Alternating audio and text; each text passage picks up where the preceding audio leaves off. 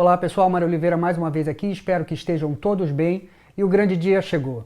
A Adobe acabou de lançar o Photoshop 2024 e a grande novidade é que os recursos de preenchimento generativo e expansão generativa que estavam só no Photoshop Beta, agora estão na versão comercial do Photoshop. Como isso estava só lá no Photoshop Beta, muita gente que não estava disposta a instalar a versão beta do Photoshop não tinha acesso. E agora todo mundo vai ter acesso a esses recursos e são fantásticos, né? Não são exatamente uma novidade, a gente já estava vendo isso acontecer no Photoshop Beta há alguns meses, mas é sempre surpreendente ver como a inteligência artificial está evoluindo e está entregando resultados realmente impensados até pouco tempo atrás. Esses recursos são baseados nessa tecnologia Firefly da Adobe, que cria pixels onde não existia nada, na verdade. E isso é muito interessante. É bom que a gente diga que essa tecnologia generativa ela ainda está trabalhando com resoluções baixas. Então, quando você tem uma foto inicial de altíssima resolução e você manda o Photoshop gerar uma imagem, você percebe uma diferença na resolução, mas se a gente considerar que muitas dessas imagens vão ser vistas em tamanho pequeno, na internet, nas redes sociais, isso definitivamente não afeta em nada, a gente vai ver isso na tela do meu computador.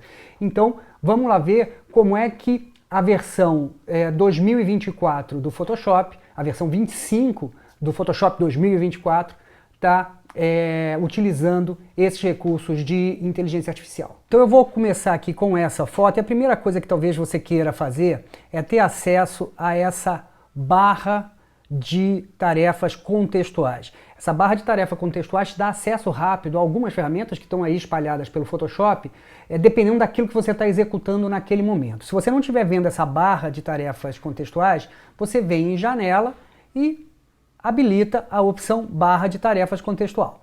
E ela vai aparecer aqui embaixo para você. Por padrão, ela vem com essas opções. Selecionar objeto, remover fundo, acesso à ferramenta de transformação livre, acesso ao painel de ajuste e a gente tem esses três pontinhos. Se eu clicar nos três pontinhos, eu posso ter mais propriedades e aí a gente vem para o painel de propriedades. A gente pode ocultar a barra e ela desaparece, e aí eu preciso voltar em Janela e barra de tarefas contextual. Posso redefinir a posição da barra porque ela é móvel, então se eu clicar aqui à esquerda e arrastar, eu posso posicionar a barra em qualquer lugar. E se eu quiser devolver ela para a posição original dela, que é abaixo da foto, é só redefinir a posição da barra. E por fim, se eu decidir que a melhor posição para ela é em cima da foto, basta arrastar ela lá para cima, clicar nos três pontinhos e fixar a posição da barra e ela fica nessa posição. Por enquanto eu vou deixar ela aqui embaixo, na posição original dela. Nessa imagem eu tenho uma pequena área aqui à direita do barquinho, enquanto à esquerda eu tenho uma área muito grande. Então vamos imaginar que eu queira ampliar essa área à direita da foto. A gente tinha já a possibilidade de fazer esse preenchimento sensível a conteúdo, que dava bastante resultado quando a gente tinha um fundo simples. Num fundo um pouco mais complexo, isso era um ponto de partida, mas não era a solução do problema. E agora a gente vai ver que o resultado com a inteligência artificial é muito melhor. Eu vou pegar a minha ferramenta de crop e simplesmente arrastar para o lado aonde eu quero ter mais informação. E aqui embaixo agora, a barra de tarefa contextual me permite utilizar a tecnologia de inteligência artificial para preencher de maneira generativa. Então eu posso clicar em gerar, e só que antes de clicar em gerar eu quero mostrar uma outra coisa. Na barra de tarefas da ferramenta de corte também aparece essa opção, expansão generativa. E aí eu poderia clicar nesse tiquezinho aqui à direita, que é a mesma coisa. Eu vou clicar aqui em gerar, porque isso normalmente acaba se tornando um pouco mais prático no dia a dia. Clico em gerar, o Photoshop vai começar a processar essa informação, às vezes demora um pouquinho, e a partir de agora, toda vez que ele estiver parado processando essa informação, eu vou acelerar o vídeo para a gente não perder muito tempo esperando. Então tá aí o resultado, pessoal. O Photoshop pensou e me entregou essa praia e a gente vê que o resultado é bastante interessante. E o que é bacana é que aqui no painel de propriedades, vou arrastar aqui para cima da foto para a gente ver isso melhor, ele me dá três opções. Deixa eu diminuir um pouco, melhorar aqui o tamanho, a posição dele. Ele me dá 3 opções e eu posso escolher qual das 3 opções mais me interessa. E se nenhuma dessas opções for adequada, eu vou clicar em gerar e ele mais uma vez vai avaliar a imagem e vai produzir mais 3 versões desse preenchimento por inteligência artificial. Tá aí mais uma vez 3 versões desse preenchimento. Acho que essa opção aqui, no final das contas, foi a melhor. E é claro, a gente nunca tem a certeza do resultado que a gente vai ter, né? O Photoshop processa essa informação e cria pixels de acordo com esses cálculos que ele faz. Então, pode ser que você precise tentar algumas vezes até que tenha o resultado. E, eventualmente, o resultado não fica bom. É bom que se diga que essa é uma tecnologia ainda que está muito no seu início, tem muito para ser aperfeiçoada e, portanto, nem sempre o resultado é o mais adequado possível. Mas, eventualmente, pode ser um excelente ponto de partida. Se eu achar que isso aqui não está bom e quero fazer algum retoque, é muito mais fácil partir daí do que partir de uma tela em branco, né? Outro ponto importante que a gente precisa ressaltar é que aqui, se eu abrir o painel de camadas, a gente vai perceber que ele gera uma nova camada com uma máscara, portanto, é não destrutivo. Ele não está afetando diretamente os pixels da imagem. Ele está trabalhando numa camada separada no nosso caso aqui, do nosso plano de fundo, né? Então, se eu desabilitar a visualização dessa camada que o Photoshop produziu para mim, eu vejo que a foto está absolutamente intocada, ela não foi mexida. Ele simplesmente completa aquela área que eu solicitei com novas informações. Outro ponto interessante é que aqui, de novo no painel de propriedades, eu tenho esses 4 pontinhos que me permitem ver as miniaturas em tamanho maior. Então, eu tenho uma noção melhor do resultado que o Photoshop está produzindo para mim. Bom, vamos para um outro exemplo aqui de preenchimento generativo, e esse aqui é mais complexo, porque nesse caso eu vou expandir não só o fundo, e o fundo é bastante simples de ser resolvido, mas também vou expandir a modelo e vamos ver como é que o Photoshop lida com essa situação. Vou utilizar o atalho Ctrl- para diminuir a foto, para que eu possa ver a foto inteira, e vou aumentar, estou com a ferramenta de corte ativa, e vou aumentar a minha janela de corte para todos os 4 lados da foto. Veja, para cima, para os lados e também para baixo. Portanto, eu estou pedindo aqui nesse caso que o Photoshop crie pixels relativos à perna da modelo.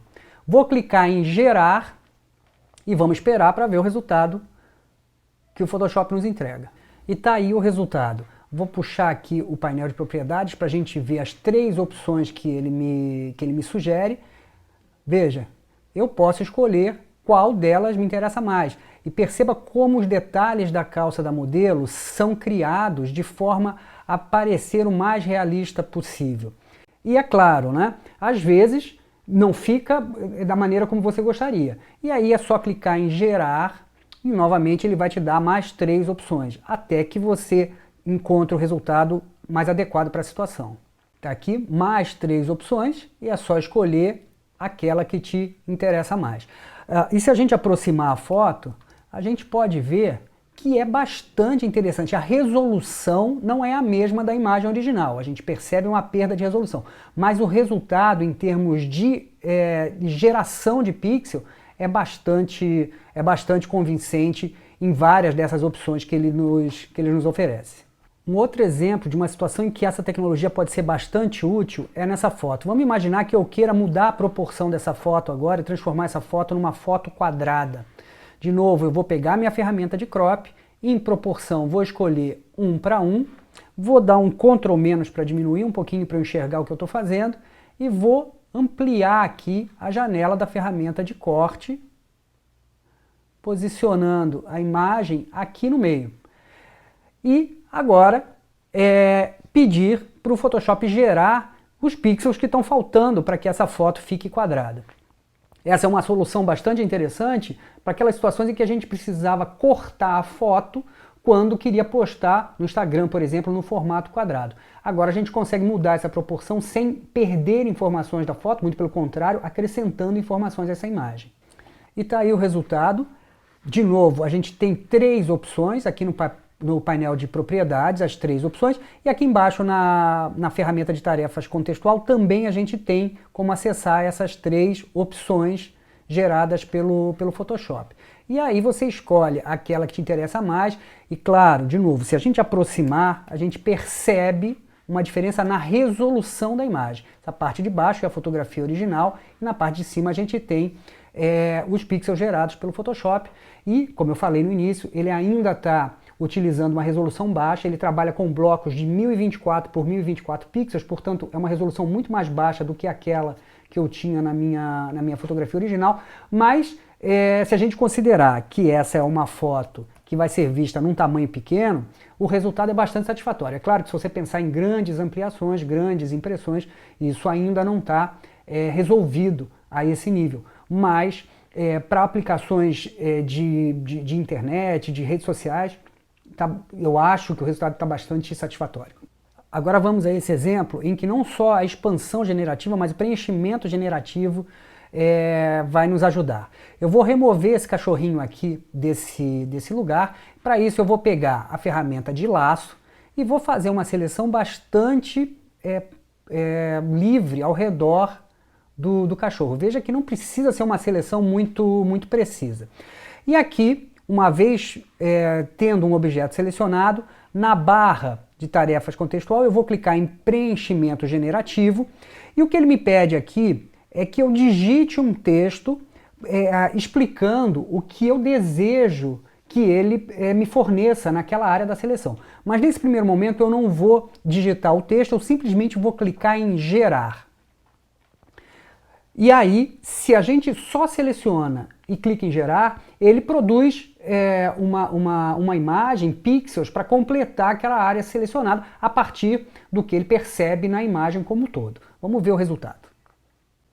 E está aí o resultado, um resultado extremamente adequado, se você considerar que você simplesmente selecionou o objeto, né? Em outras circunstâncias, anteriormente, a gente precisaria utilizar as ferramentas de remoção de distrações, carimbo, band-aid, enfim. Isso daria bastante trabalho, seria possível fazer, mas daria bastante trabalho. Agora, de uma maneira absolutamente automática, a gente pode dizer assim, isso é resolvido extremamente bem. Só que agora eu não quero deixar esse trapiche aqui sem nada. Eu vou criar uma seleção numa determinada área aqui do trapiche, e como a gente tem uma seleção feita, aqui na barra de tarefa contextual a gente tem a possibilidade de preenchimento generativo. E nesse momento eu vou escrever alguma coisa, pedir para que o Photoshop crie alguma coisa para mim. E eu vou escrever aqui tigre. Eu quero que ao invés de um cachorrinho a gente tenha um tigre nesse trapiche. Vou clicar em gerar e vamos ver o que o Photoshop me entrega. E está aí o resultado.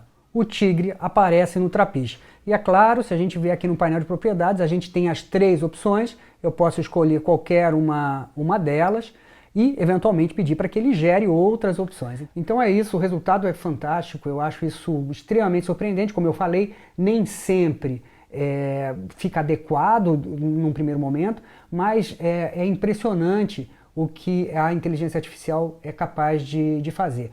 Mais um exemplo em que eu quero remover a modelo da foto, e veja, esse fundo é extremamente complexo para a gente remover da forma tradicional. Eu vou selecionar a modelo, uma seleção bastante grosseira. Na barra de tarefas contextual, eu vou clicar em preenchimento generativo e não vou digitar nada, simplesmente clicar em gerar e deixar que o Photoshop resolva para mim.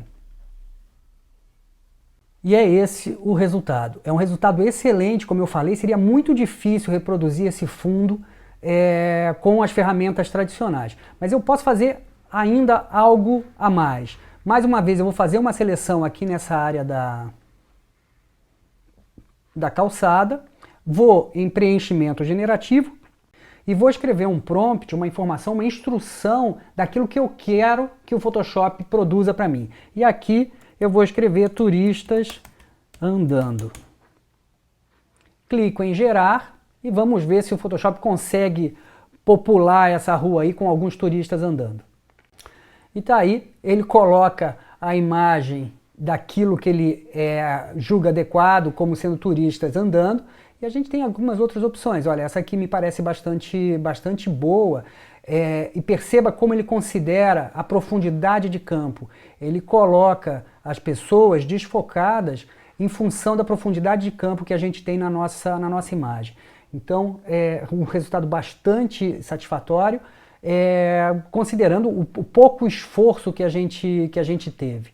E, mais uma vez, eu preciso ressaltar isso, se a gente pegar o painel de camadas, a gente vai ver que isso é não destrutivo. Ele cria camadas com esses pixels, com essa informação, mas não afeta a minha camada original, o meu plano de fundo. Portanto, eu posso retornar para o meu plano de fundo, retornar para a minha foto original, sem qualquer problema, porque isso é não destrutivo. Então é isso, pessoal. O vídeo termina aqui porque, na verdade, a gente, com todas essas novidades, a vontade é continuar brincando aqui com o Photoshop. Agora, não se esquece que essa é a versão 2024. Então você precisa atualizar o seu Photoshop. Para atualizar é muito fácil.